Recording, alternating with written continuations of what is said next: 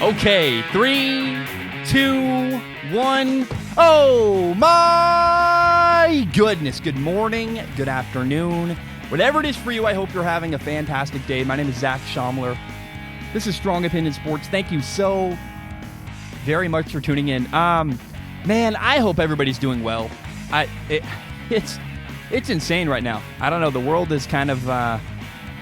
times are crazy. My girlfriend's company got shut down. I just took the day with her. We went through a Frisbee a little bit. We watched Rick and Morty. What a show. We started watching Rick and Morty about a couple weeks ago. Oh my, if you've never watched Rick and Morty, it's a phenomenal, it's like honestly, very quickly, one of my favorite shows of all time. It's really, really great. Had some cherry vanilla Coke today. It's exactly what you think. It's cherry, it's vanilla, it's amazing. The world, again, a lot of stuff's going on. And I know that, like, there are times even me, like, sports are my favorite thing in the entire world. And I'm even like, sports right now? But for me, it's a nice distraction from everything going on. And so I hope it can be the same for you today. We got a lot of stuff to talk about. We're going to do Ask Zach. We're going to talk about a lot of the stuff happening in the NFL. And I just hope that today's episode can be kind of a break from all the craziness going on. I want to start today with this. The Jaguars have traded quarterback Nick Foles to the Chicago Bears. And the Bears gave the Jaguars a 2020 fourth-round pick for Nick Foles. And remember last offseason when the Jaguars gave Nick Foles a gigantic 4-year, $88 million contract? It's interesting, man. They already moved on. They're already like, hey, Nick Foles, it didn't work. We're going to commit to Gardner Minshew. On we go. And I want to start by talking about Nick Foles and the Bears and that trade for them. Nick Foles is 31 years old. Remember, he's a former Super Bowl MVP. And the Bears are going to be paying him just over $20 million this year, $5 million for a roster bonus, and then the $15 million for his annual salary. And Nick Foles is not a perfect quarterback. He's got some flaws, but I will say Nick Foles is a better quarterback than Mitchell Trubisky, the current, quote-unquote, current starting quarterback in Chicago. And Trubisky struggles with very simple throws. He struggles with regular old execution. At the very least, I believe Nick Foles can be better than Mitchell Trubisky. The current belief is that Trubisky is going to start the year, and we will see what happens. But I personally would love to see. I got a thing in my eye. What's going on? I personally would believe that at some point down the road, either Nick Foles is going to play or beat out Trubisky permanently in Chicago. I think a lot of people are wondering, well, why Nick Foles? If you were going to move on from Trubisky, a lot of people are like, well, if the Bears were ready to be done with their current quarterback, Mitchell Trubisky, they could have got so many other quarterbacks to bring in and compete with Mitch and maybe replace Mitchell in the long term. But you have to remember, this is not just some random quarterback they brought in. Matt Nagy, the head coach of the Bears, and Nick Foles have a history together. In fact, they have a really good relationship. Matt Nagy and Nick Foles worked together years ago in Philadelphia, then later in Kansas City with the Chiefs under Andy Reid. And again, currently, Trubisky's the starting quarterback in Chicago. But that could very, very possibly change throughout the course of the year. But I got to say, here's my big fear. If I have one concern relating to Nick Foles, it's this. I think Nick Foles is a good quarterback. I hope he succeeds. But I will say, how hungry is Nick Foles? How badly does he want it? I know that's a cliche, silly thing. But look at the messaging that Nick Foles has put out ever since he became a Super Bowl MVP in 2018. It seems like he's been coasting. It seems like he's been kind of just going, hey, things are good. They work out the way they work out. I don't know. He comes across to me, whether this is fair or not, the perception, the messaging Nick Foles has put out in interviews and press releases, everything he's said for the last couple of years, he's come across as very passive, very much like, it's fine. We'll see what happens. He doesn't seem like a guy who has the head to the ground, has his head down, working, trying to win a job. I wonder, will Nick Foles do the work? Will he grind to become the starting quarterback in Chicago? I honestly have no idea. Now, full disclosure, man, I really would love. I hope, if there's one thing I hope happens, I hope that Nick Foles becomes the starting quarterback in Chicago, and I hope he's phenomenal. I really do. Number one, I love the story of Nick Foles. I got to say, to be a backup quarterback, then leading your team to winning a Super Bowl, becoming the Super Bowl MVP, it's an incredible story. And I would have liked to see him work out in Jacksonville. However, it happened that one of my favorite quarterbacks in the NFL, Gardner Minshew, who I loved in college, loved coming out of college. I met him in college. Of course, if anybody was going to beat out Nick Foles, it was going to be Gardner Minshew, and I thought that was awesome. But I would love to see a redemption story for Nick Foles to come into Chicago, come off the bench, become the guy they need. And here's the number two reason why I would love to see Nick Foles succeed in Chicago. Man, the Bears have had really awful quarterback play recently. They deserve a better quarterback than Mitchell Trubisky. That might make you mad. It's just the truth. And man, let me tell you, imagine if the Bears can become a team with a good quarterback. If Nick Foles really does become the answer in Chicago, think about what's going to happen in the NFC North. You have the Packers and the Vikings, who are both very good football teams. The Lions are trying. The Lions are better than people realize. I will say that. And the Bears just need a quarterback. They have a scary defensive line. I like their head coach. Despite everybody hates Matt Nagy, I think a lot of the fault needs to go on Mitchell Trubisky. You can call the right plays, and if your quarterback doesn't execute, the guy's wrong. I think the Bears are just a quarterback away from having a lot of success. And man, I would love to see Nick Foles be that guy. I don't know if that's going to happen. I am not certain that Nick Foles will be the guy, but I hope he steps up. If he does, if Nick Foles steps up and becomes the guy the Bears need, I would be so happy. That would make me thrilled. But I will say we are a long way to go from that. Right now, the current starting quarterback in Chicago is Mitchell Trubisky. But don't write off Nick Foles. A lot of people are going to say, he's a backup. He's bringing... No, Nick Foles has a relationship with the head coach. They've worked together for years. There's a lot of respect there. I would not write off Nick Foles immediately. The Bears, no matter what they say, no matter how many times they verbally tell you, we're committed to Mitchell Trubisky, well, they wouldn't make the move if they were really that certain that Mitchell Trubisky is the right guy long-term. Keep in mind, Nick Foles at some point, I believe he'll get an opportunity. I just hope he makes the most of it the same way he did in Philadelphia behind Carson Wentz. Let's talk about the Jaguars side of the trade. The Jacksonville Jaguars have committed to Gardner Minshew as their quarterback. Oh, man. Sweeter words have never been spoken. That makes me so happy. So number one, you have to be very honest about the Jaguars next year. The Jacksonville Jaguars are not going to be an incredibly good football team next year. It's just the reality.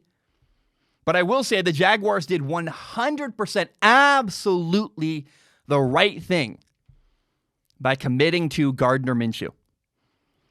Gardner Minshew is a better quarterback than Nick Foles. I did a whole film analysis about it. If you want to go look it up, you can find it. If you're watching on YouTube, I'm going to put a link in the comment section below. I'll link to the video. Basically, Gardner Minshew is very accurate. He's not perfect, but he makes really good decisions. He can run around and extend plays. I really love that side of his game. It really helped the Jacksonville Jaguars. And then the number one thing you cannot discount about Gardner Minshew, he's a galvanizing leader. He rallies the troops. He rallies the people around him. He had a couple wins at the end of last year that I went, man, he's just bringing his team from behind. He's electrifying the people around him. He's encouraging people. He's high-fiving people. He's lifting up the people around him. Gardner Minshew is a special quarterback. He's the right guy to build around in Jacksonville. And I honestly believe that if Gardner Minshew was not named the starting quarterback, I mean, it's been a tumultuous offseason for the Jacksonville Jaguars.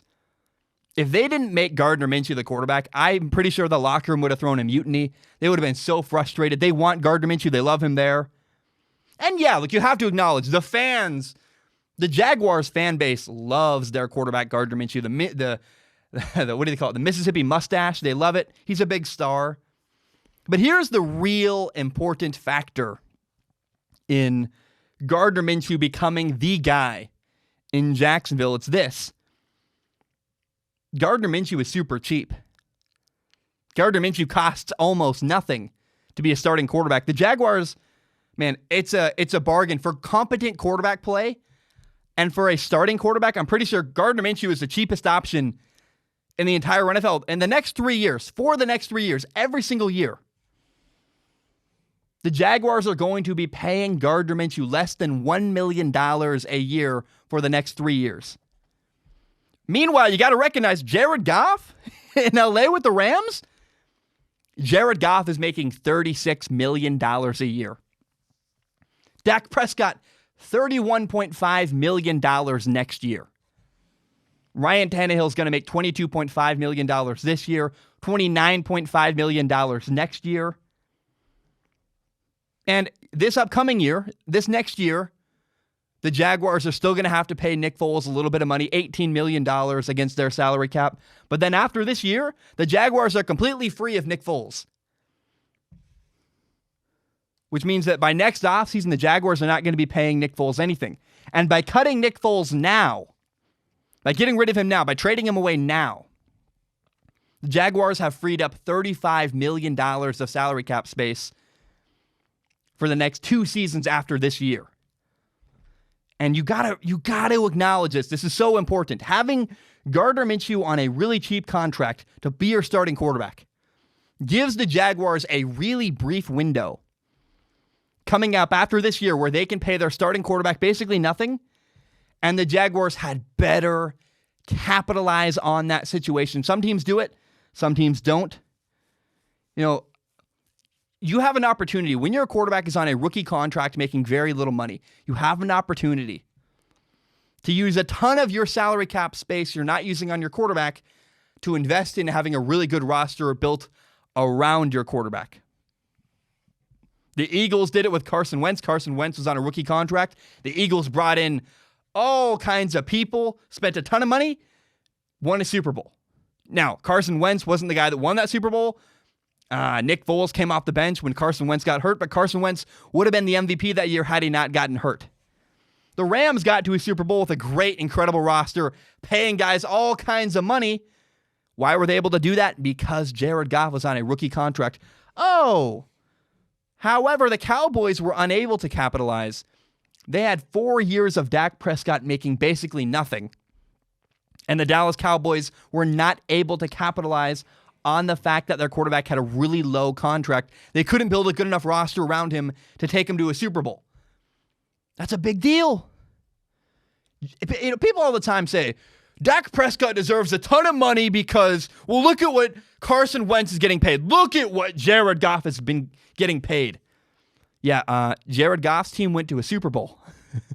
And Carson Wentz's team went to a Super Bowl. Dak Prescott's team has not. And you can blame whoever you want. It matters. Part of it is on the Cowboys. You have to acknowledge part of it is the fault of the Cowboys. They couldn't build a good enough team, whether it's Dak's fault, whether it's ownership's fault, whether it's a coach's fault. The Cowboys could not take advantage of the brief window they had, the opportunity they had with a really cheap quarterback to go to a Super Bowl.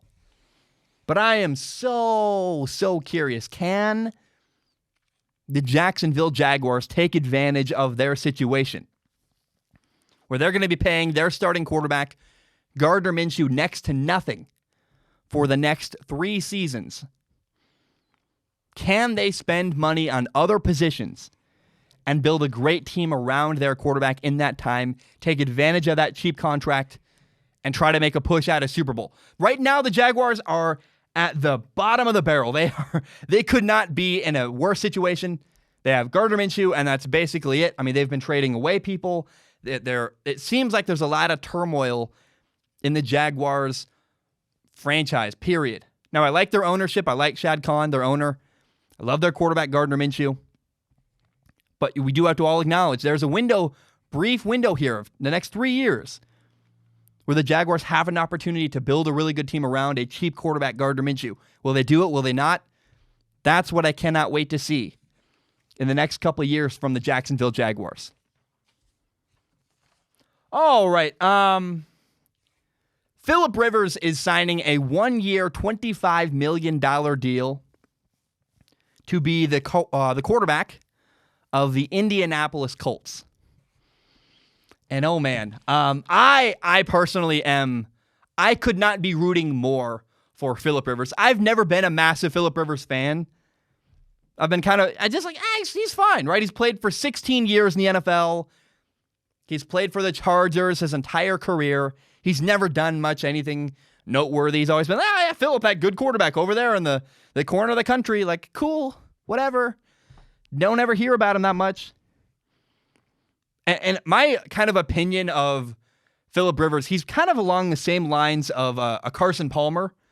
Carson Palmer played for years in Cincinnati and never got to a Super Bowl. He played for Cincinnati. He finally got out of Cincinnati, tried to have a better opportunity. He went to the Arizona Cardinals. The end of his career with the Arizona Cardinals, he finally had a little bit of success. The success we'd always waited for. And I wonder, can Phillip Rivers do a similar thing? He's 38 years old. He's played for 16 years in the NFL. 27 comebacks, 32 game-winning drives in his career. And it was really cool. What happened with the Colts traded their first-round draft pick in 2020, the 13th overall pick. They traded that away to trade for DeForest Buckner from the 49ers, a great defensive lineman. And so the Colts found themselves going, hey, we had this great deal. We took it. We didn't bring in a quarterback. Because the rumor was maybe the Colts are going to draft a quarterback in the first round of the NFL draft. Well, now the Colts don't have a first-round pick. And the reality is the Colts, I believe, decided, they looked in the mirror and said, look, our roster is ready. We're so good. We have so much talent all over the field. Well, we're a quarterback away. The Colts said, we have a great team. We just need the right quarterback. If we can bring in the right quarterback, we believe we can win a Super Bowl. And I totally agree with that line of thinking. I think they're doing the right thing. If the Colts had found a way to draft, say, Justin Herbert, for example, from Oregon, would have been cool. Would have been great. Good for Justin Herbert. They would have probably done well. But I don't think Justin Herbert could take them to a Super Bowl in year one. It's pretty rare that kind of thing happens. No, the Colts needed experience. Now, the question is Phillip Rivers the right guy to bring Indianapolis to a Super Bowl? I'm not sure. I will be, look, between you and me, I will be honest. I'm not sure. Again, he's 38 years old. He had bad statistics last year, but I don't really trust statistics a lot. It's pretty easy to manipulate them and misinterpret them. I'm coming out with a film analysis next week of, I'm doing one on, right after I finish this video, I have one more podcast prepared to go, and then I'm going to go dark for like a couple days because I'm working on a Phillip Rivers film analysis and a Tom Brady film analysis. I want to get those out as soon as I possibly can. There's this episode of the podcast, another one I have planned, and then the next time you hear from me after those two podcasts will be a film analysis on Tom Brady and Phillip Rivers because I really want to do one for each of them and break down their play. So right now, I can't tell you, is Phillip Rivers the guy or not? But what I can say is I hope he is. Think about this. The Colts roster is loaded. They have so many good players on their roster. They have Darius Leonard at linebacker. They have DeForest Buckner at defensive tackle. Justin Houston at defensive end. A great defensive line, period. T.Y. Hilton at receiver. Jack Doyle at tight end. Marlon Mack at running back. A great offensive line. One of the best in the entire NFL. And Frank Reich, a head coach I like. The Colts are only a quarterback away from massive success. This is why it was so disappointing when Andrew Luck decided to retire and walk away from football. I was like, man, the Colts are ready for a Super Bowl last year, and then, Andrew Luck retired. It's like, what a missed opportunity.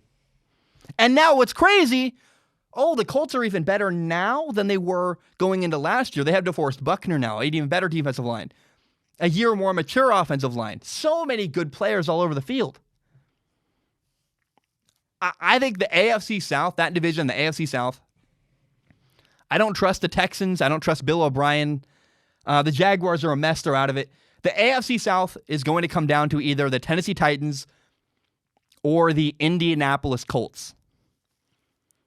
And I'm telling you, I hope I don't really believe because I just haven't seen the film yet, and I have to acknowledge that. But I didn't want to not talk about what happened to Phillip Rivers. Phillip Rivers did sign, and my immediate reaction was, I don't know if he's the right guy. We have to see what the film says first. But I will say, I hope he is. I hope that Phillip Rivers is the right guy in Indianapolis. He's a tough quarterback. He's really fun to listen to, mic'd up. He's a really competitive guy. And I hope he has a good ending to his career. Think about it. Like, we have Tom Brady, we have Drew Brees. They've both won Super Bowls. Phillip Rivers hasn't gotten one. And I think it would be a cool story if Phillip Rivers ended his career winning a Super Bowl with the Indianapolis Colts, Peyton Manning's team. A team that, the Colts and the Chargers had battles between Peyton Manning, between Phillip Rivers, head to head. I would love to see Phillip Rivers go to Indianapolis and win a Super Bowl with that franchise. I don't know, man. I think that would be a cool end to his career, and he would get some redemption for guys like Carson Palmer, for good quarterbacks who have never quite won it. Like Dan Marino never won a Super Bowl. Never did. Tony Romo never won a Super Bowl. Good quarterback. Legacy's not quite the right because he never won a big game. Carson Palmer, I think, was a really great quarterback who will always be underappreciated because he never won a Super Bowl. Can Phillip Rivers change his legacy from a really good quarterback to a guy that, man, he finished on top and won a Super Bowl? It would be really, really cool to see that. I believe the thinking for the Colts is we believe our team's good enough to win a Super Bowl. We believe Phillip Rivers is the guy. I got to make my own decision. I'll watch film, see what I think. But I mean, that story would be so cool. I don't know yet, but I hope that Phillip Rivers is the guy that can lead the Indianapolis Colts to a Super Bowl. I think that'd be so cool. It's a beautiful story, and I hope it happens. Okay, the Denver Broncos cut quarterback Joe Flacco. They signed him just last offseason. They decided, we're done. We're going to get rid of him. Joe Flacco got hurt last year. He got replaced by rookie quarterback Joe Flacco. And now Drew Lock is the guy in Denver. So I don't have a ton to say about Joe Flacco. I will say, people are trying to speculate, what's next for Joe Flacco? Is he going to, go to what team? Really the discussion has become, what team do you think Joe Flacco is going to go to next? And honestly, I don't know that Joe Flacco wants to play more football. I don't think so. Remember, a couple years ago, he won a Super Bowl MVP. He was literally at the pinnacle of the mountain. And he has not been the same ever since. There's a racer, James Hunt. In 1976, James Hunt won the Formula One World Championship. And after doing that, James Hunt was satisfied. He's like, look, I did enough. I proved to myself I could do it. And after doing that, he was rich, he was loaded, said, I'm kind of done. And his drive was gone. And I think we saw a similar thing happen with Joe Flacco. After winning a Super Bowl with the Baltimore Ravens, he was never quite the same, never quite as motivated. He signed a massive contract. I believe that Joe Flacco is just going to retire. I don't think he has enough passion to keep playing football, and especially to be a backup quarterback. Joe Flacco's not going to be a starting quarterback in the NFL. Now, maybe the Patriots pick him up. That'd be crazy and weird. I think there's a lot better the Patriots can do than bring in Joe Flacco. But my problem with Joe Flacco, what I've seen from him the last couple of years, is a quarterback who's unmotivated, who's fine, who's not really, he's just not, there's not a lot of drive behind him. I just haven't seen it. And Joe Flacco doesn't need to be a backup in the NFL. He's got millions and millions and millions of dollars. He's set for life. You want to go take hits, your knees are tired, practice is hot. It's a big bother to play football, honestly. Like, I played in college. And in fact, I played in college. My brother died. I stopped playing, and I tried to go back. And when you go back, you're like, man, my knees hurt. I'm tired. I'm old. And I just have other options. When Strong Opinion Sports took off, I had this podcast that was just getting a ton of listeners, and I was making a little bit of money, and I was like, football, school, college? Like, that's a bother. I don't want to do that. And I think Joe Flacco's in a similar place where he's like, look, my options are better. I'm tired. My body hurts. I don't have the same passion. And I think that's what happened with Joe Flacco. I would be surprised if Joe Flacco went anywhere to play in the NFL again. I just don't think Joe Flacco has the desire to play anymore. And I think he's going to retire, honestly. Now the Rams have cut running back Todd Gurley. Now the reason why the Rams cut him now was because they didn't want to have to pay him a $10.5 million roster bonus. They literally, I believe, cut him hours before he would have gotten the bonus. And it's interesting, man. Remember, like a couple of years ago, when Tom Brady won the MVP of the league, right behind him was Todd Gurley. Todd Gurley was almost the NFL MVP a couple of years ago. But then he got hurt, and Todd Gurley has not been the same running back since he got hurt. He hurt his knee, and he just hasn't been as explosive as he was before. He doesn't have the same power and the same explosiveness. Todd Gurley's 25 years old. He'll be 26 years old in August. He's been in the NFL for 5 years. He's run for 5,404 yards, 58 touchdowns. And he's also known for his ability to catch passes out of the backfield. He's got another 2,090 yards receiving, another 12 receiving touchdowns. And it does make sense to me that the Rams cut him. The Rams owed him a massive amount of money. They said, look, your return on investment's too low. We're not going to pay you. We don't want to have you here. I think Todd Gurley's not useless to an NFL team, but he certainly was massively overpaid by the LA Rams. Now, the Rams gave up on Todd Gurley. I think a lot of it was, again, it's not that the Rams think Todd Gurley's a bum. I think more of it is that the Rams don't think he's worth what he was going to get paid by them, and they couldn't keep him. They couldn't just restructure his contract. He wasn't going to agree to make less money. They had to just cut him. But I will say, even though I don't think Todd Gurley, I'm not convinced he's a number one running back in the NFL, I do believe that Todd Gurley could go somewhere and contribute to an NFL roster. So the question is, where would Todd Gurley go? Where could he go? Where should he go? There are two teams I want to see Todd Gurley go to. Either team would make me happy. The first team that comes to mind, in no order, either team would work. One of those teams is the Buffalo Bills. I think it'd be great to watch Todd Gurley paired up with the number one running back in Buffalo, Devin Singletary. I mean, the Bills are making a push. They're probably going to win their division this year. They have Josh Allen. They got a great defense. They got Stephon Diggs. They have weapons. They are really making a push to have playoff success. And I think the Bills would be an interesting fit for Todd Gurley. The other option, honestly, if I had to pick one team for Todd Gurley to go to, here's the one. I think it's best for the game of football. I think it's best for Todd Gurley. And I think it's best for a quarterback I love. I love Tom Brady. I just, like, you either love him or you hate him. I tend to love him. And I think Todd Gurley could help the Tampa Bay Buccaneers in their quest for a Super Bowl. I really do. The Buccaneers have a ton of cash. They could pay him less than... The Buccaneers don't need to overpay Todd Gurley, because I think Todd Gurley would have the self-awareness to go, hey, I'll take whatever the Buccaneers give me because I get to play with Tom Brady and I get to chase a ring. I get to go after a Super Bowl with Tom Brady to contribute, to help. I think that'd be awesome. Todd Gurley, I think, would want to join the Buccaneers, and I think Tom Brady would love to have Todd Gurley. Todd Gurley, he might not work out. Todd Gurley might be just completely washed up. I have no idea. Now, the other option, though, what if Todd Gurley surprised everybody? He injured his knee 2 years ago. What if he comes back this year just better than ever? Now, probably not, because if he really was going to come back better than ever, my guess is the Rams would have kept him. So it sounds like he's a risk. Clearly, the Rams didn't trust him and didn't believe in him. But I do think Todd Gurley probably can contribute somewhere in the NFL, and if there was a team I could pick for him to do that on, it would be the Tampa Bay Buccaneers.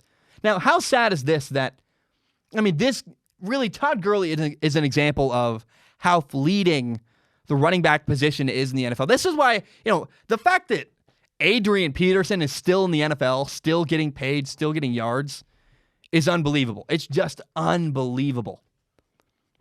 Because Todd Gurley's 25 years old and got cut. Derrick Henry's the best running back in the NFL. And the Tennessee Titans, after watching him destroy everybody in the playoffs, literally carry 3 men at a time downfield before they could bring him down. I saw Derrick Henry in the NFL playoffs carrying men downfield on his back, running for extra yards. Derrick Henry is in the prime of his career. He's 26 years old. And he just turned 26. Derrick Henry turned 26 in January. And the Titans still didn't want to give Derrick Henry a long-term contract. They said it's not worth the value. The NFL right now doesn't, other than Bill O'Brien. Bill O'Brien's an idiot. Bill O'Brien traded DeAndre Hopkins for David Johnson, a running back. I will never understand that. Other than Bill O'Brien, who's an outlier, who I think is doing his own thing in his own world, the other 31 teams in the NFL do not value the running back position. They don't trust it. They believe it's an easily replaceable position. Here's how the NFL works right now. The best, right, this is not necessarily right or politically correct, but here's what the NFL does. They go, we'll bring in a rookie running back. He'll get the crap beat out of him for 3 years. His rookie contract will be up. We're not going to pay him more money. We're not going to re-sign him. After the guy's rookie contract is up, let the guy walk away. That is how the running back position in the NFL works right now, because people do not trust the longevity of the running back position. And, Todd Gurley, sadly, is a prime example of that. All right. The Detroit Lions have traded Darius Slay, a corner, to the Philadelphia Eagles. Now, the Eagles get Darius Slay, and the Lions get a 2020 third-round pick and a 2020 fifth-round pick in the NFL draft. It's really interesting. The Lions had to trade Darius Slay, even if they didn't want to. There was an incident in 2018 where Darius Slay felt disrespected by the Lions head coach, Matt Patricia. And it sounds to me like after this incident, Darius Slay just gave up on having any kind of relationship with Matt Patricia. And I will say this is an odd scenario because normally I would just blast Matt Patricia. Normally I'd say that's on the coach. The coach has to do a better job cultivating relationship, have better people skills. The coach is the problem here. Normally I would blame and go after the coach, honestly. But this is a rare situation where it's tough to tell, honestly, who's at fault. It seems like just one of those situations where, again, I don't know, but what it appears to me is a situation where Matt Patricia and Darius Slay, their personalities just did not mesh. They didn't work well together. And, it's sad, but the Lions lost a good player on defense, but they had to get rid of him. The Lions had to trade away Darius Slay. He didn't want to be there. He didn't work with the head coach, and it was time for him to go. And the Lions had a hard time getting good offers for Darius Slay because the issues they had with him were so public. I mean, people knew Darius Slay wants out of here. And he's an older veteran player. And everybody knew when a guy wants out, it's hard for a team to get leverage. Like, dude, we know you want to trade him. We know you can't keep him. If the Detroit Lions get on the phone and say, hey, do you want Darius Slay? The other team on the phone, let's say the Giants answer the phone and say, hey, we'll trade you for Darius Slay, but we're not going to give you what you're offering because we know you got to trade him. We know you, the Detroit Lions, cannot keep him because he's no value to you. He doesn't want to play for you. So the Lions really, really struggled to have leverage in this trade. In the end, the Eagles got Darius Slay again for a third-round pick and a fifth-round pick. And man, it was a third-round pick again and a fifth-round pick. This was a great move by the Philadelphia Eagles. They got a good starting corner. He's a bit of a loudmouth, but he's a great cover corner. He can cover a lot of guys in the NFL. And Darius Slay is a way better player than you could bring in the fifth round or the third round next year. Darius Slay is a starter. He'll contribute right away. He'll have a big impact on the Eagles. And they gave him a contract right out at the gate. The Eagles said, we're going to re-sign Darius Slay. They gave him a 3-year, $50 million contract, $30 million guaranteed. Darius Slay is 29 years old. The Eagles' defense got better. Good move by them. It's just unfortunate for the Lions. Again, a lot of people want to hate the Lions. They're mad at Matt Patricia. Normally, I would agree. 9.9 out of 10 times, I'd say, Matt Patricia, you're an idiot. How could you not do better? Blah, blah, blah. I think this is one of those opportunities. If you ever had a moment where You just have a bad first impression with someone, or you have a moment where you just rub someone the wrong way, and you don't mean to, and then after that, they always hold it against you. That's what it appears like happened with Matt Patricia and Darius Slay. Their personalities didn't mesh.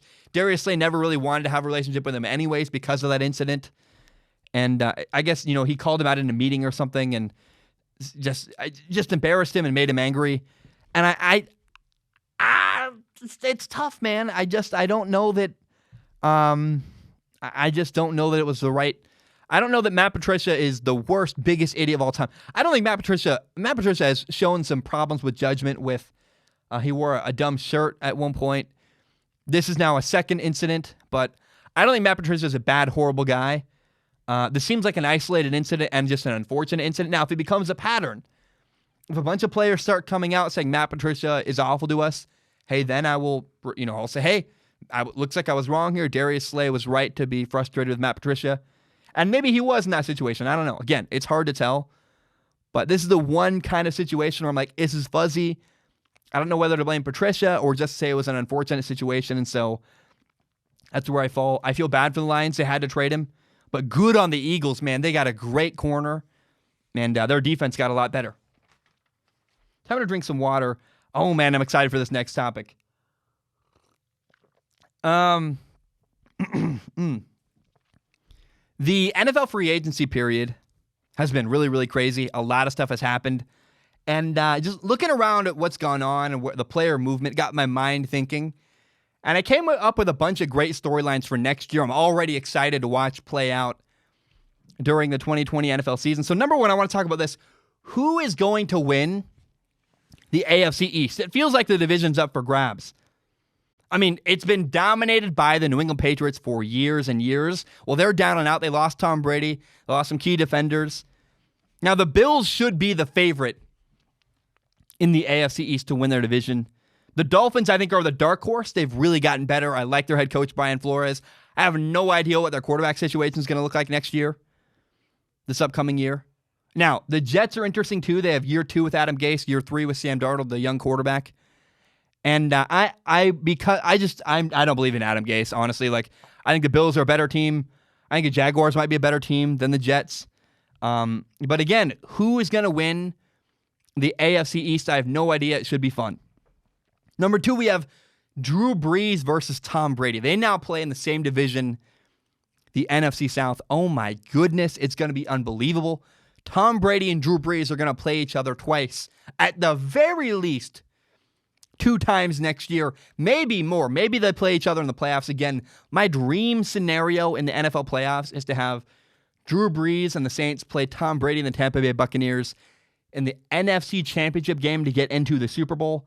Oh, it would be amazing to see that happen. Now, I also got to say, I cannot wait to watch the Arizona Cardinals next year. Number 3, they have Kyler Murray. He won NFL Rookie of the Year last year. He's entering year 2 of his career. They have a bunch of weapons. They just added DeAndre Hopkins. I am really fascinated with the Arizona Cardinals. I think they're on the rise, and they could be sneakily good next year. Number 4, I'm excited to watch the Bears quarterback battle play out. It's going to be between Nick Foles and Mitchell Trubisky. And Mitchell Trubisky has become, for a while, a long time, I hated watching Blake Bortles play quarterback for the Jacksonville Jaguars. I thought Blake Bortles was the epitome of terrible quarterback play. It just drove me nuts. Right now, that guy for me is Mitchell Trubisky. I hate watching him. He's awful. And I'm just begging, hoping, please can Nick Foles become the guy the Bears need? They just need a good quarterback. And I would so badly, so hopefully want to see the Bears succeed with a better quarterback. Number 5, I want to watch the Denver Broncos. They have year 2 with their young quarterback, Drew Lock. I love him. Their offensive line is getting better. They're investing a little bit in their team. The Broncos are not going to win a Super Bowl next year, nothing like that. But I'm a nerd about the nerdy nuances of playing the quarterback position. And the Broncos, I think, are going to be a little bit better as a team. Year 2 of a young quarterback. I want to watch their team develop and grow. I think it'll be really, really fun to watch the Broncos improve and make strides forward next year. Now, number 6, the Colts have a great roster. They just need a quarterback. Now, they added Phillip Rivers. The thing I cannot wait to see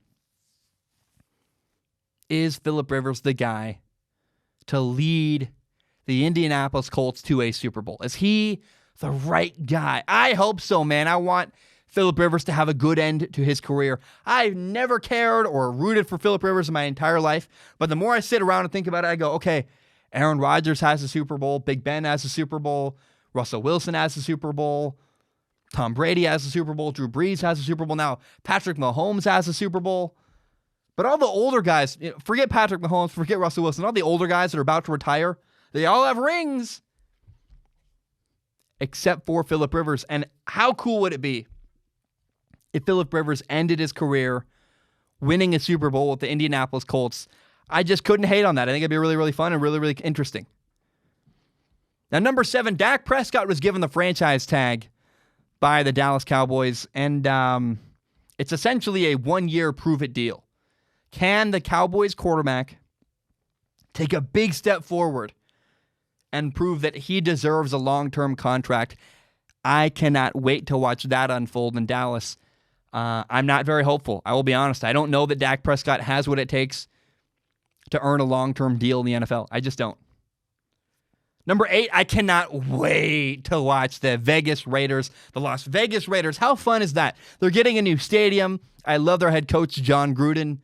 And then you got a quarterback controversy. Oh, my goodness. You have Marcus Mariota. You have Derek Carr going head-to-head. Who's going to win that battle? The Raiders, look, whether they're good or not is irrelevant. They're going to be fun and entertaining to watch because of all the storylines, because of the stadium, the coach, the quarterback battle. I am telling you, whether they're good or not, the Raiders are interesting, and that's something I love watching. I love watching interesting. Number 9, the Panthers signed quarterback Teddy Bridgewater. They got him at a reasonable price, like $20 million a year.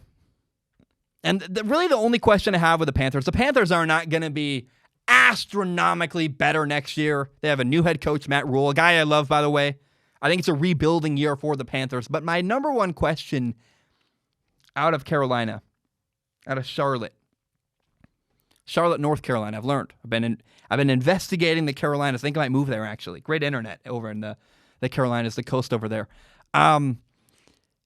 Is Teddy Bridgewater a long-term plan at quarterback for the Carolina Panthers? Is he the guy long-term? Or is he just a placeholder until they can draft the right guy long-term? I don't know. That's what I'm excited to watch with the Panthers next year. How good is Teddy Bridgewater? Is he the long-term guy? Does he really have what it takes to be a franchise quarterback? Or is he just going to be a placeholder between, Cam Newton and the next franchise guy in Carolina? Number 10, I cannot wait. Every year it's the same story with me with rookie quarterbacks. I love watching rookie quarterbacks. Quarterback is people are like, you talk about quarterbacks too much. Yeah, dude, I'm a quarterback analyst. I love the position of quarterback. It's my favorite thing in the world of sports. I love quarterbacks. I cannot wait to watch the rookie quarterbacks play this year. Tua Tagovailoa, Joe Burrow, Justin Herbert, maybe Jacob Eason, maybe Jordan Love. I have no idea. Who's going to play first? Who's going to be the best quarterback right off the bat? Maybe someone else will step up. Somebody we don't expect. Maybe Justin, what's the guy's name? Oh my gosh. Jake from State Farm. Or Jalen Hurts. I don't know. Which rookie quarterback will be the best next year? Who's going to step up and make a big play? I have no idea. But every year, one of my favorite things to watch in the NFL is watching the rookie quarterbacks develop and make plays. And that'll be so much fun. Now, number 11, what's going to happen with the New York Giants? They have a whole new coaching staff from top to bottom. They have a guy, Joe Judge, who's never been head coach before. Offensive coordinator is Jason Garrett, the former Cowboys head coach. They got a second-year quarterback, Daniel Jones. I have no idea what's going to happen with the Giants. I just want to see. It's just going to be interesting. What does happen? I don't know. I'm very fascinated by the Giants, just to watch, like a science experiment. I want to see how they do. Who is going to win the NFC North? You got the Packers and the Vikings. They're both really good. The Bears will be great if they can get a competent quarterback play. And I'm telling you, the Lions are a lot closer to success than people realize. The Lions are building something up there in Detroit. The NFC North is very much up for grabs. I'm excited to watch the NFC North play out next year. Number 13, will the Browns finally succeed. They're like the little engine that could my entire lifetime. They've been terrible. And I have lost all hope, but I will say the Browns seem to have all the pieces they need. They have a ton of talent. They have a new head coach, Kevin Stefanski. They have a new general manager.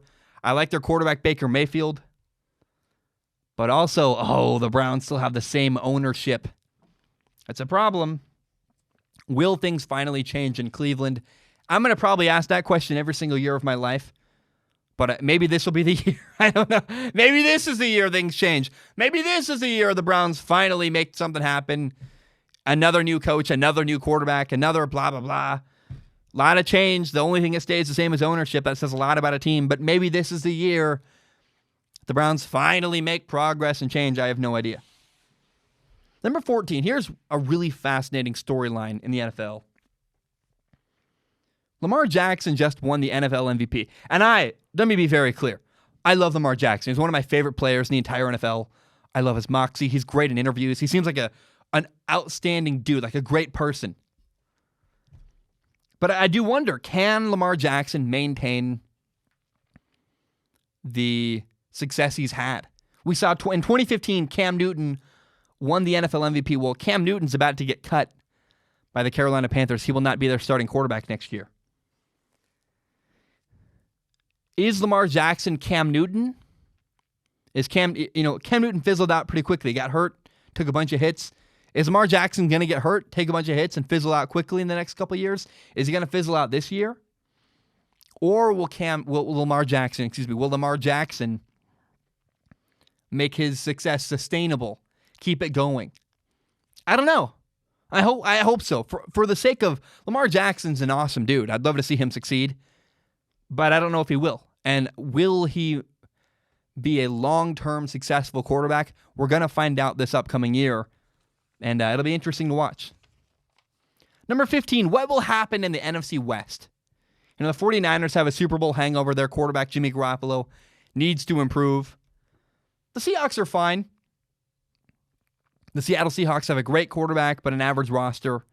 The Rams feel kind of lifeless. The Rams have one thing going for them this year. They got this new stadium. It's going to be awesome.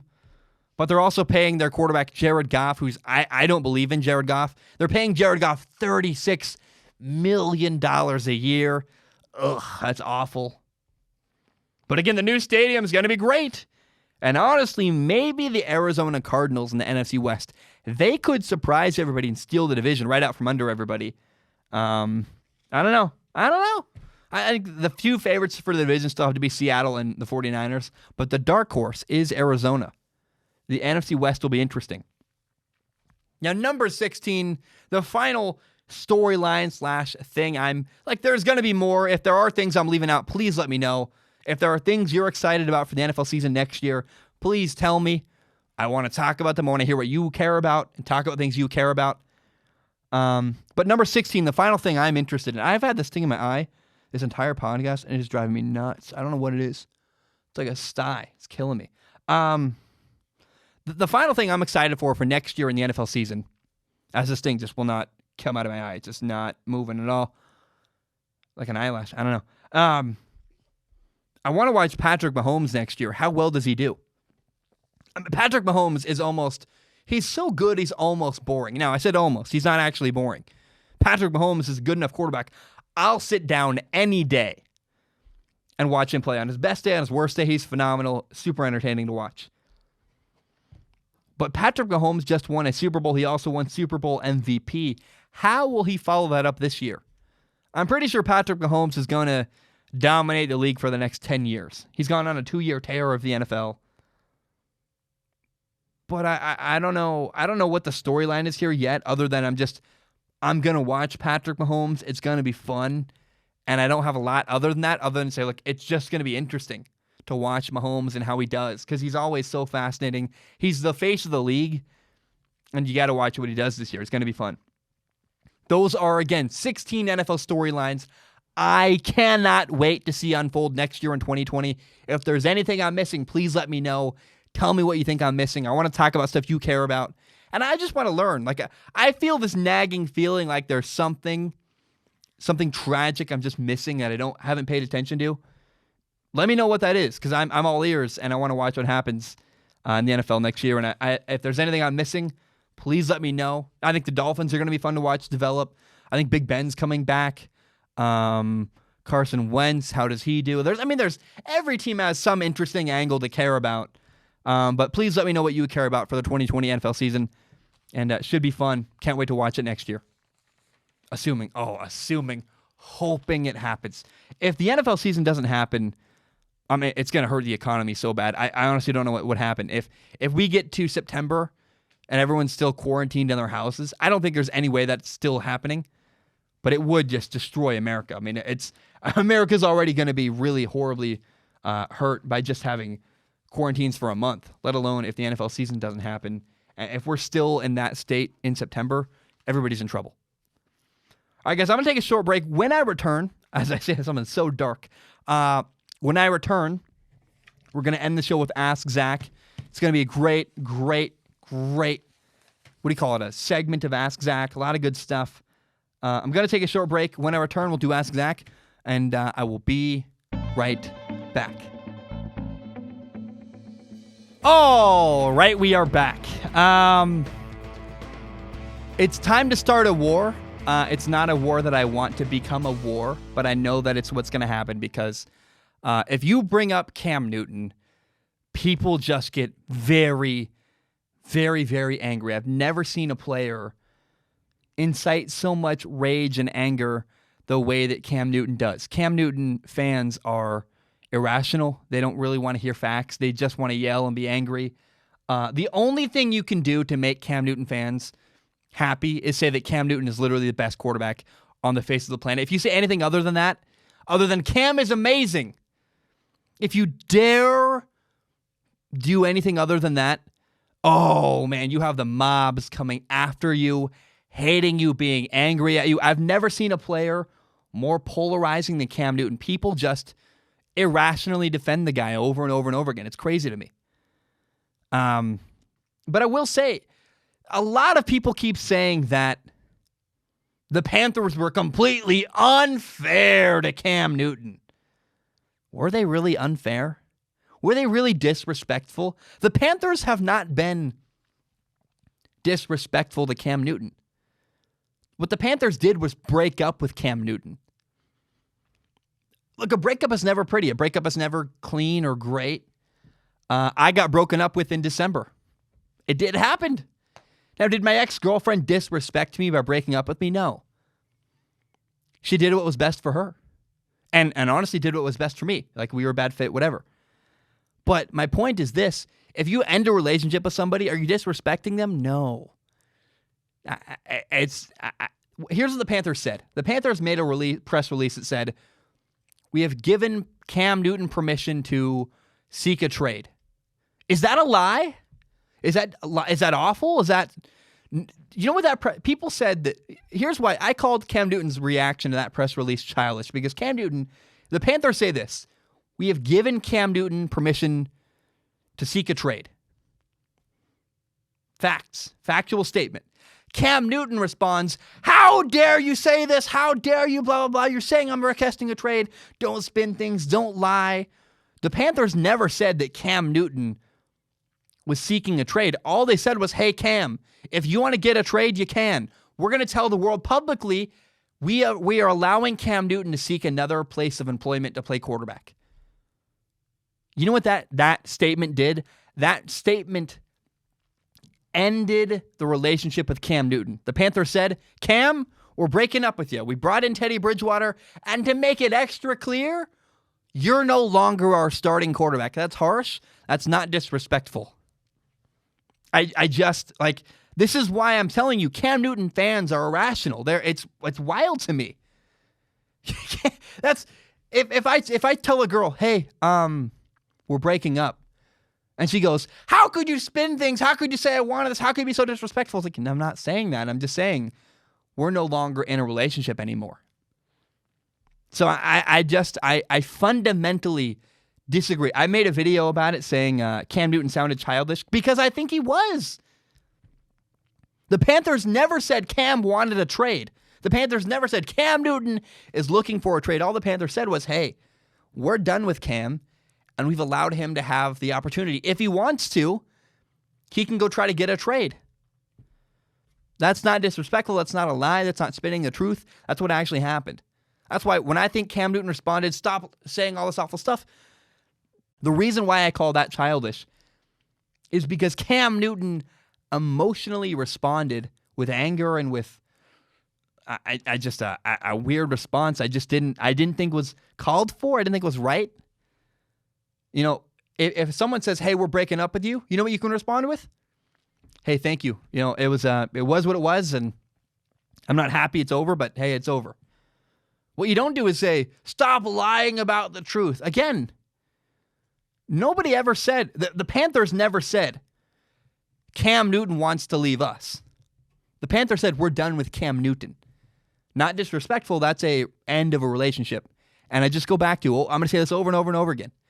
The people who keep saying, the Panthers disrespected Cam, I think don't understand how human interaction must work. Ending a relationship isn't necessarily, breaking up with a girl, for example, is that disrespectful, or is that just doing the right thing for whatever? When you end, the Panthers said, we're done with Cam. It does not mean that's just maybe not pleasant, not great. Were they disrespectful? Were they awful to him? I just don't think so. Cam Newton's been a guy who's been hurt for years. And the sad reality is that I think if Cam Newton had been healthy enough, if the Panthers had really believed that Cam Newton was going to be the same Cam Newton health-wise he was in 2015, I think the Panthers would have embraced Cam Newton. But my guess is the Panthers, the messaging they kept putting out was, we got to see where he is health-wise. We're not sure. And what it came down to it is they realized Cam isn't going to be the same health-wise as he was when he won an MVP. He's not the same quarterback anymore. And they said, we got to move on to Teddy Bridgewater. We got to build around Teddy Bridgewater and embrace Teddy Bridgewater. And we don't want Cam in our building because it's going to be too controversial and cause too much of a problem. And the sad reality is Cam's emotional response saying, lashing out on social media when he got fired by the Panthers just kind of proved their point. Yeah, we can't have Cam in our building anymore. He's going to cause problems if he's not the starting quarterback. He's going to cause problems behind Teddy Bridgewater, and we can't have that anymore. So, to all the Panthers fans that are super, super angry, I don't agree with you. I don't agree that the Panthers were disrespectful to Cam Newton. I have never said that before. I never thought I would say that. I just don't agree with you. Now, it's time for Ask Zach. Ask Zach is a segment where what people do is can submit questions. And the way to submit questions for Ask Zach is you go to patreon.com/Zach Schaumler. You can give $1 a month. That's only $1 a month. There's 12 months. So if you pay $12 a year, you can submit questions for Ask Zach. That's how it works. You can pay more if you want. Please do. Patreon literally pays my rent. It makes a massive, massive impact in my life, especially at a time like this where, honestly, I don't know what $1 means to you. $1 means a ton to me. It goes a long way. And, there's not, I will be honest, any money you can give me really helps right now. There's not a lot going on in the world. My views are way down. Everything's way down. Now, I will say this. I do not guarantee to read your question on the show. The only thing I guarantee is I look at every single question with my eyeballs, and then I pick the questions I like the most and read them on the show. The first question today is from Daniel. Daniel writes in, he says, "Hey, Zach, what do you think of the trades and signings the Broncos have made so far?" I love this. The Broncos have made 4 really significant moves, in my opinion. Number 1, they signed interior lineman Graham Glasgow to a 4-year, $44 million deal. It's a great move. It solidifies their offensive line. Plus, they're going to get Juwan James back, their tackle who was injured last year. The Broncos made their offensive line better with Graham Glasgow. Not to mention, again, Juwan James is coming back. The Broncos' offensive line will be better next year than it was last year. I'm excited for that. Number 2, the Broncos traded for former Pro Bowl corner A.J. Boye. All they had to do was give the Jaguars a 4th-round pick. This is a great move for the Broncos. Trading a 4th-round pick for a new starting corner. Really good move for them. Happy for the Broncos. Number 3, the Broncos traded for defensive tackle Jarrell Casey. This is awesome. I really thought this was an underrated move around the NFL. Jarrell Casey is a really good defensive tackle. He's 30 years old. And the reason why the Titans gave him up, the Titans were willing to trade to the Broncos for a 7th-round pick. Basically, the Broncos gave up nothing for Jarrell Casey. And the reason why is the Titans wanted to get rid of his contract. He's going to make, it's over $11.5 million in 2020. Plus he's 30. The Titans were like, we can't have your salary cap anymore. We just gave our quarterback a massive deal. Our running back is on the franchise tag. The Titans needed to lighten their load salary cap-wise. And as a result, the Broncos got a really good defensive tackle for the price of a 7th-round pick and then an $11.5 million hit to the salary cap. The Broncos got a great deal. He will work really well. The Broncos' defensive line now is awesome. You got Nick Chubb. Nick Chubb's the running back. He's the brother. You have Bradley Chubb at defensive end. At the other end, you have Von Miller. In the middle, at interior defensive lineman, you have Jarrell Casey. I am so excited for the Broncos' defensive line next year. It's going to be awesome. And then the 4th big significant move, it actually was 2 of them, is the Broncos released quarterback Joe Flacco. Said, you're done. We're done with Joe Flacco. And then the Broncos signed quarterback Jeff Driscoll. I love this move so much. Not only is Jeff Driscoll obviously cheaper than Joe Flacco, he's also a lot less threatening of a backup to Drew Lock. Drew Lock is the Broncos' starting quarterback, and with Jeff Driscoll as his backup, there's 100% no quarterback controversy in Denver. If Drew Lock has a bad game, nobody's going to go, why don't we go back to the other guy? If Joe Flacco was sitting on the sideline making a ton of money, people would start to wonder if Drew Lock had one bad game, they'd be like, well, should we go back to the veteran, Joe Flacco? Whether that would happen or not, I don't know if that's even a realistic scenario, whether fans would go there or not. Well, now it will not happen. There is no controversy. Drew Lock is without a shadow of a doubt the franchise quarterback. There will be no drama. It's great for them. And all in all, man, I love all the moves the Broncos made. They got better. The Broncos got better. They avoided drama. They lightened their salary cap. They added Jarrell Casey. I love. They added A.J. Boye. They added an offensive lineman. It's going to make their team better. The Broncos got better during the offseason free agency period, at least so far, in the move so far. And I'm just happy for them, man. The Broncos, I think, have an interesting future. I love their young quarterback. And I hope that, the Broncos for the next couple of years are going to have Drew Lock on a rookie quarterback contract, meaning they're going to pay their quarterback very little, allowing a salary cap room to be paid to other positions. And so I hope that the Broncos can take advantage of that in the next couple of years and spend money paying other positions because their quarterback's going to be making less money on a rookie contract. Okay, Josh writes in. It's the second question of the day. Josh writes in. He says, hey, Zach, since it's plague season, pretty much every sport you can think of that plays during March has been suspended. The NBA, NHL, March Madness, etc. My focus, though, is on the NBA. If the NBA decides to finish the season, should they start where they left off in the regular season, or should they jump straight into the playoffs? Here's my fear. If I could see the NBA jumping right into the playoffs, here's my fear if that did happen, is that teams will not be ready to play. Like, what if the Lakers just need a week to play together, to gel before they play a basketball game right away? And what if the Lakers or the Clippers or some really great team is booted from the playoffs because they just haven't gotten their legs back under them?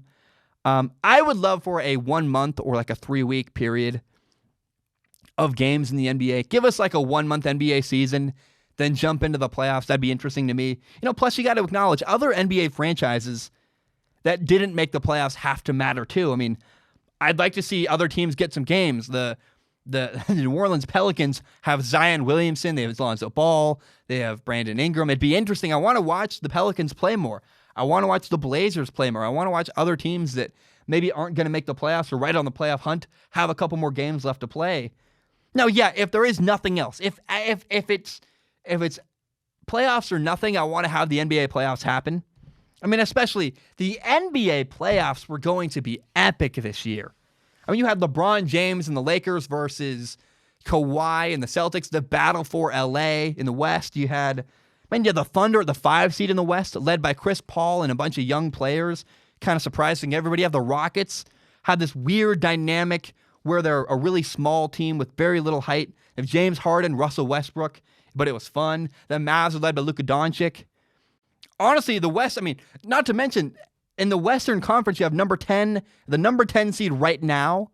You have the New Orleans Pelicans, which is like, whoa, Zion, whoa. They're really making strides. The Blazers are the number 9th seed. Both the Blazers and the Pelicans have an opportunity. They were rising up the standings and maybe could have made the playoffs if the year hadn't come to a halt the way it did. And now the rumor is that this is why I would like a month of games before going right into the playoffs, because, again, the playoff race was just heating up. The teams at the bottom of the West were like, it was just coming really close and getting really interesting. I would hate to see the Blazers season just over or the Pelicans season just over with no opportunity for them to climb back up in the standings. Now, the rumor is if we had the NBA Finals in August, that would push the start of next year's NBA season to Christmas Day. And I would love if the new precedent in the NBA is that NBA season goes from Christmas Day until end of summer. That'd be very awesome. I would love that. I would love that for the NBA. Normally the NBA starts in like October, I believe, and we just don't need that. I would prefer to push it back another 2 months, 2 or 3 months. And if what we had in sports was the NFL from August to February, and right as the NFL is kind of winding down, and Christmas Day, the NBA started, so that all through the NFL playoffs, you had the NBA season. Then right as the Super Bowl ends, we hit the heart of the NBA season. Like, oh, that'd be awesome to have the NBA go from December all through summer. It'd be great. Half the year's NFL season, the other half of the year would be NBA season. That'd be great. I think it'd be really, really fun, and I'd love to see that. Now, there are also a ton of other storylines around the NBA. In the Eastern Conference playoffs as well. Giannis and the Bucks are phenomenal. They have the best record in the NBA. They were dominating the NBA. The Raptors lost Kawhi Leonard, but they were still number 2 in the Eastern Conference. Jimmy Butler and the Miami Heat were doing great. They were the number 5 seed, a higher seed than his former team, the Philadelphia 76ers. The 76ers, maybe the Heat were the 4th seed. I can't remember right now. I think they're actually the 4th seed because the 76ers were 2 below. With the 6th seed and the 6th seed, man, the 76ers had this incredible roster on paper, and they just were not able, they haven't been able to put it together all year. Boston was interesting. The Boston Celtics were the 3rd ranked seed in the standings in the Eastern Conference. They have a point guard I love, Kemba Walker. I love their coach, Brad Stevens. I mean, man, I hope that the NBA season gets to finish because the NBA had so many incredible storylines going on, and I just hope we get to see the season finished, man. I really do. Honestly, I have no idea what to expect at this point. I don't even know when the world's going to go back to normal. Everything seems wrong and off, but I just hope that we get to see the rest of the NBA season. I'm not hopeful. I have no idea, but what was going on in the NBA right as the season came to a halt because of, the thing going around. It was going so well, so interesting, and just ramping up when the year had to be postponed. And so I hope we get the end of the NBA season. I think it'd be phenomenal. Okay, Logan writes in. Logan says, "Hey, bud, writing into the Zach Shack to pick your..." I'm going to restart this. Logan writes in and says, "Hey, bud, writing into the Zach..." I can't even... I love this. This is so awesome. It's so funny. Why can't my phone, by the way? My phone never turns... Okay, Logan writes in. I'm going to try this for a 3rd time. Logan says, "Hey, bud, writing into the Zach Shack to pick your brain, your great brain once again." No. 4th time around, I'm going to land this, okay? This is difficult. I don't know why. Logan says, "Hey, bud, writing into the Zach Shack to pick your great brain once again." Nailed it! Finally, I got that sentence down. He says... So Donald Parham has been talked about recently as an NFL caliber talent. He's a tight end for the Dallas Renegades in the XFL. I've heard his name being tossed around into a few different scenarios. Tight end is an obvious gap in the Jaguars roster. Loaded with picks, we could very well look for a tight end in the draft, but I would like to see Parham step down in here. What do you think? Could Donald Parham end up in Jacksonville? Would he fit into our system? Could you see him and Minshew finding a rhythm together and being successful? Yeah, Donald Parham could work with the Jaguars. I'd love to see him work with Minshew. I don't think there's a single NFL team that could not find a spot for Donald Parham at this opportunity. He's 6'8". He's super fast. He's a great receiving tight end, especially now that the NFLCBA has changed roster limits. You can have a couple more players. It is important, though. Any NFL team that brings in Donald Parham needs to understand he's not a blocking tight end. He's not a guy you should expect to be great and helpful in the running game. If he is, hey, that's a cool bonus. But the reason why you bring in Donald Parham is because he's an incredibly gifted receiver, and linebackers simply cannot cover him. He's a mismatch. He's 6'8". He's lightning quick. Donald Parham is a great receiving tight end, kind of like Antonio Gates, kind of like Jimmy Graham, and that's how you got to use him. But he will play somewhere in the NFL. I just would be shocked if Donald Parham was not an NFL tight end this fall. He's just too physically gifted for an NFL team not to find him and see the value he can bring. Okay, With Your Eyeballs writes in, it's not really a question, it's a comment. He says, not a question, but a comment. People have been saying Brady doesn't fit the system of Bruce Arians, which is a chuck-it downfield system. I'd just like to point out that when the GOAT comes to your team, you change your offense to fit him, not the other way around. An example is Peyton Manning going to the Broncos and their offense changing to fit him. Another is Coach O and LSU going from a power run offense to the spread that took them to a championship. You adjust to greatness. You don't make greatness adjust to you. Yeah, I love this, man. I could not agree more with you with your eyeballs. First of all, if LeBron James comes to your basketball team, you do what LeBron James wants. If Tom Brady comes to your football team, you do what Tom Brady wants, and you build a team to suit the needs and the strengths and the skill set of that player, said Tom Brady, said LeBron James. The best and brightest coaches in any sport adapt what they do to fit the needs of their players. Bruce Arians is not going to try to change Tom Brady. He's going to build an offense around the strengths of Tom Brady. I cannot wait to dive into the film because as much as, we think Tom Brady isn't a chuck-it quarterback, but part of that's because he hasn't had a receiver like Mike Evans who could win outside for 4 or 5 years. We've been waiting and waiting and waiting for Tom Brady to have a number one. I'm not talking about Rob Gronkowski who was a tight end. Yeah, Rob Gronkowski was great. I'm talking Tom Brady finally has a dare I say, Randy Moss-style receiver, a guy who can win jump balls on the outside on fade balls, running verticals. That's what he has in Mike Evans. Tom Brady has a superhuman receiving weapon with Mike Evans in Tampa Bay. He can just throw up jump balls down the sideline. He hasn't had that for years in New England. So the belief that Tom Brady can't throw the ball vertically is kind of helped by the fact that he hasn't had a vertical deep threat for years in New England. It's a little bit of both. But yeah, the Buccaneers are not going to force Tom Brady to do things he's not good at. They're going to adapt their system to Tom Brady. With your eyeballs is completely right. Okay, Connor writes in, come on. Why does this always happen? I'm going to put my screen lock on so it doesn't keep changing. My phone keeps changing calibration. It drives me nuts. Connor writes in, he says, hey, Zach, hope this comment finds you in good health with the beer bug going around. Thank you, man. I really appreciate it. We're going to call it, remember that stupid segment where we called it television remote? I cannot believe people like that, by the way. I've gotten Instagram messages from people saying, I'm so sorry TV remote's going around and hurting people. What a stupid, ridiculous thing. It was just an impromptu, bad decision. Connor writes in, he says, I found your content through the XFL. I'm British, and my first ever taste of American football was this year's Super Bowl, and I was instantly hooked.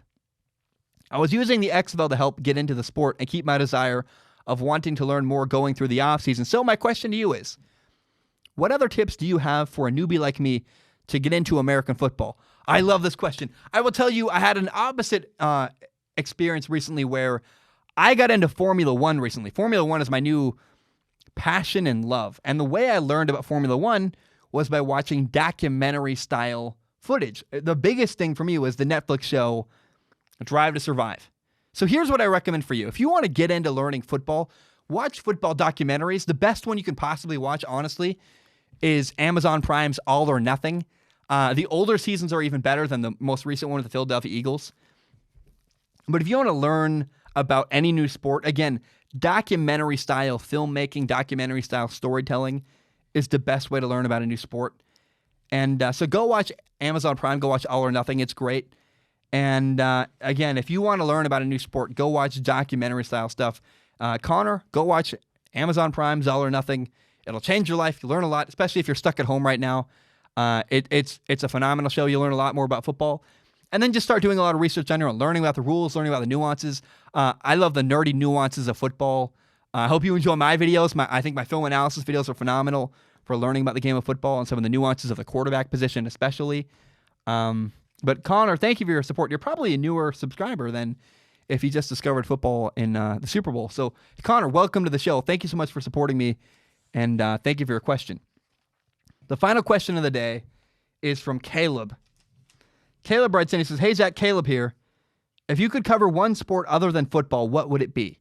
Personally, I would cover European soccer because it's my favorite sport to play, but I'm curious to see what your answer would be." The number one sport I want to branch out and cover other than football. If I had only two sports I could cover, it would actually be American football and Formula One racing. I have become completely obsessed with Formula One. I just think it's the coolest sport. Look, American football is my first love. I love the quarterback position. The very close second is Formula One racing. I am so into it. February was a brutal month in the NFL because there just was nothing going on. I mean, some of the leading stories were like, is Tom Brady going to is he going to replace Jimmy Garoppolo? Is Tony Romo going to come out of retirement? I was like, these stories are terrible. And so I ended up watching the Netflix show series Drive to Survive about Formula One racing, and I was like, oh my gosh, I'm so into it. And I let me tell you, man, I've been obsessed with Formula One ever since. My girlfriend makes fun of me because all I do is watch, like, I either am working on Strong Opinion Sports or watching Formula One. Either I've been watching full races on my phone. Literally, like, I watched the 2017 Azerbaijan, Baku Grand Prix the other day. Like, what the heck is wrong with me? I just love it. I've been watching races. I've been watching nerdy breakdowns, explaining the rules, watching YouTube videos, documentaries, reading articles, learning about downforce, hard tires versus soft tires versus medium tires, dirty air, how the points are scored. Nothing has grabbed me the way Formula One has recently. Nothing in years has made me this excited. Like, for me, it's football and Formula One, and that's all I really care about right now. I'm so into Formula One. I'm just obsessed. It's the peak of engineering. I watched, I've been watching videos. People make videos comparing NASCAR to Formula One. How does anybody compare the two? Like, Formula One is so much the superior. It's the pinnacle of engineering for a car. I just am so obsessed. They're so fast. They corner so quickly. They're so low to the ground. I mean, like, if you race a NASCAR and a Formula One car, it's literally a joke. Formula One runs away laughing, going around a corner at 200 miles an hour, while a NASCAR, like, blows in the wind and falls over. I mean, it's just, oh my gosh. People just don't get it. The G-forces it takes to drive a Formula One car. These guys are athletes. These guys are really strong, tough athletes. The G-forces on your body, the literal strength it takes to put the brakes on and slow down a car. I mean, you're going from top speed, hundreds of miles an hour, 200 miles an hour. You slow down all the way to make a turn. You turn at full speed. It's just like, I am so into it. I'm just gushing. I know I sound like a crazy man. I love it. One of the things I want, when the world comes back to normal, hopefully someday, I want to go go-kart racing. I want to get into that. I think it'd be really fun. And I want to do a whole episode of Strong Opinion Sports, probably in a week or two. Once, people want football. I got to give people football for the time being. But I really want to make a Strong Opinion Sports episode entirely dedicated to Formula One, to talking about the things I've learned, to sharing my passion, just my excitement, some of the problems I have with Formula One, because there are definitely problems. And Formula One has great stories. One of my favorite movies of all time is the Ron Howard movie Rush. It's about Niki Lauda versus James Hunt in the 1976 Formula One championship and the race to see who wins. And it's got Chris Hemsworth, who's phenomenal. And it's been one of my favorite movies of all time for years because it's undeniably a great story. Niki Lauda, James Hunt, they're complete opposite approaches to life. But since getting obsessed with Formula One, I actually watched it again the other day and just was like, had a new lens and new perspective on Rush. And I was like, man, what a phenomenal movie. It just gets me so excited. I watch it with a completely new appreciation. And I'm utterly obsessed with Formula One. I love it so much. And again, it actually infuriates me. People like NASCAR is awful. I grew up with, in America, the only option was NASCAR, and it's just NASCAR. Like I get that NASCAR has some nerdy nuance. There's more than just turning left. There's a lot of other stuff, but the variables in Formula One are like, there's 1,000 more variables in Formula One than there is in NASCAR. Not to mention, it's just a higher level engineering. It's a higher level performance. It's the fastest, best cars in the entire world. There's a video of Monza where the Monza is in Italy. It's a track, and you see like regular. So there's a regular street car is one thing. There's a GT racing, which is like cars that will blow your regular car that you can drive a street legal out of the water. And so there's GT cars going around Monza, like this is turn. And like, man, those cars are going pretty fast. And then you do a side-by-side of a Formula One car next to a GT car, and like, it looks like the GT car is moving in slow motion.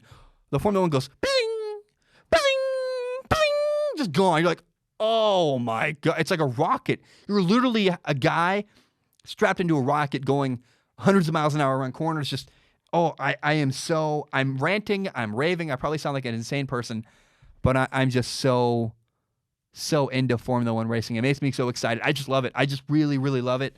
It's become my new favorite sport next to football. And I'm even more excited for the new rules to come out in 2021. And so, guys, that's all I have. I just am so excited about Formula One. I think it's my new favorite love in the world of sports. Guys, that's all I have for today. Thank you so very much for tuning in. I want to end the show with this. 4 years ago, my younger brother took his life, and I learned 2 really painful lessons. Number 1 is that if you're struggling, please go get help. My younger brother committed suicide, didn't tell anybody he was having a hard time. One day I came home and he was dead on the floor. And nobody knew he was struggling. Nobody knew he was having a hard time. And so I encourage you, if you're struggling, go get help. Go seek a professional. Go talk to a parent, a counselor, anybody in authority. Just do not suffer in silence. My brother took his life and nobody knew he was having a hard time. And if you have nobody to talk to, if there really is nobody you can go to for help, you can call the suicide hotline, which is 1-800-273-8255, 1-800-273-8255. The other painful lesson I learned when my brother died is that you got to make sure that people in your life know how much you care about them. Make sure they know that you're there for them if they are struggling. The things I regret in life are not telling my brother that I loved him more, not making it clear to him that he could come talk to me when he was having a hard time.